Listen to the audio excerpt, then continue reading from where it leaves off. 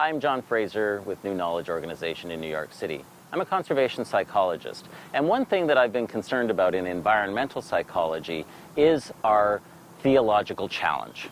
What we find is that much environmental psychology starts from a premise that we are unrepentant sinners as people, that we are making errors, that we are going to constantly cause degradation. We're using that to challenge ourselves to live a better life, to be more pious. In effect, we have a theological structure behind environmental education. And what concerns me about stories like An Inconvenient Truth is that they preach a nanny narrative of shame and destruction, when really, that's not how most people see the world. Most people believe in doing good. Most people know our story. In fact, we've become environmental Cassandras. We think no one can hear our story. We live with that tragedy deep in our hearts, when in fact, people know the environmental problems we face. They come to accept the environmental challenge, but they don't want to hear the elegies. We study moral decision making, and we've been really interested in how people are choosing to engage in environmental sustainability. What we find with environmentalists is that they carry with them a tragedy. They carry with them the recognition that all the nature around them is degrading. When they look at a forest and they see a beautiful plant, they see the pain and suffering because they attach themselves to nature. They see nature as an extension of their own heart and love. When we look at conservationists who are working in frontline work in environmental change, when we talk with environmental educators about the experience, they feel that pain very deeply. Yet when we talk about environmental education, we talk about the value of emotion. We talk about the structure of where emotion can be in our story in order to help a learner come to terms with what's happening. Well, that's actually contradictory. What we find is that that story or that emotion creates a negative experience that is more challenging for our learner. We need to get beyond our Cassandra story. We need to get beyond our emotional pain. People are getting very concerned. It looks like PTSD, post-traumatic stress disorder. It isn't, but it certainly looks a lot like it. So what we're suggesting for environmental educators, for people working in conservation, is that we need to think about the comedy, the humor that we might find in our environmental story. What if we're really in a bit of a marital spat about putting away the dishware, but that dishware is actually carbon that's creating this heat-trapping blanket around the planet? This is a totally different way of describing environment, that we're just being a little silly. We made some bad decisions, we did a few things that may not have been right, but really, it's the foibles of all humanity. We're really involved in a romantic comedy in terms of our relationship with the earth. If we can start to find joy in our stories, find the ways to experience pleasure with nature, we tell a different story, we build a different structure. So we can find a better way of experiencing nature around us.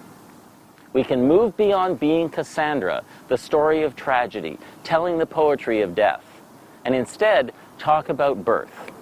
Now, the other thing we find challenging about this, with environmental scientists, with environmental educators, is that there is a desire to talk about the next generation, as if we're abandoning all the people of our current generation because they haven't made it to our theology. They haven't come to love the earth as we love the earth. Well, we've been at that story now for nearly 150 years. John Muir had this story, and yet somehow we keep hanging on to it. We know that we can change this. We know we can restructure it. But the way we're going to do it is to accept that people are good, to start with the premise that people want to live a better world, and to build stronger relationships about how our love for the earth is the same as our love for one another. What we're doing at New Knowledge Organization is really engaging in how are small communities coming together to solve environmental problems. What are the structures of how people choose to engage with one another? How are they doing good work together? And what does that love look like? We're working with rhetoricians. We're looking at the structure of language, of how community groups and social action is empowering a new environmental movement that is large, that is of scale, that is making a change. We're looking at the value of public action, social action, collective action, what people do in groups, how we use language that empowers people, that makes nature feel like it's part of their world.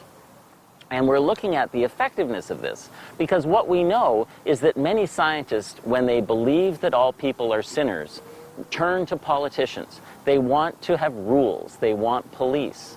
But in fact, real environmental action happens on the ground first. As you may learn from stories like social norms, understanding what is normal behavior or how people pattern their behavior on other people, what we find is small groups are capable of making much more effective social change. Individuals alone, putting a brick in their toilet or reducing the amount of paper they're using is nice, but it's small. What's happening in social groups is restoration of gardens, restoration of rivers and watersheds. What we're seeing is that these communities find not only are they engaged in the environmental solution, but they're also finding social support, communities where real action can happen at a scale that is necessary for the planet. And we're looking at how that language helps them find a path to a better way to talk about the world around them. It's that willingness to engage hedonically, to be able to enjoy the experience because you have social support from others around you. It's not that we are trying to teach those who don't know, but rather to help them find the social support for what they believe in their hearts is right. We're using language. We're using this story of exchange. What do we believe as a people? What do we believe as a community? What is the appropriate action that we should take?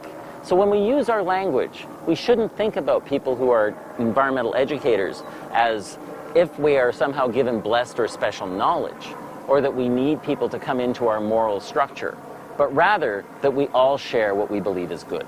Why does this matter to environmental educators? Well, we have two tasks before us. Our first is to look inside ourselves, understand that we are feeling this pain, that nature is changing, and it's very difficult to come to terms with those changes. We need to look at our colleagues and friends and hear their stories and understand that we share these values. We also need to quit kicking the problem down the street. We keep talking about the next generation, raising each little mind, as if we're snatching them from a parent who is teaching them to sin. Think of the family as the learning unit, the family that shares love, where people find acceptance. That is the community that we are talking to with environmental education, and that is the community that will share our love. We need to validate our own pain, we need to talk to one another about how we experience that, and we need to find joy in our story so that our social support can allow us to help others who haven't experienced the joy we know with nature become one with our story. Thank you.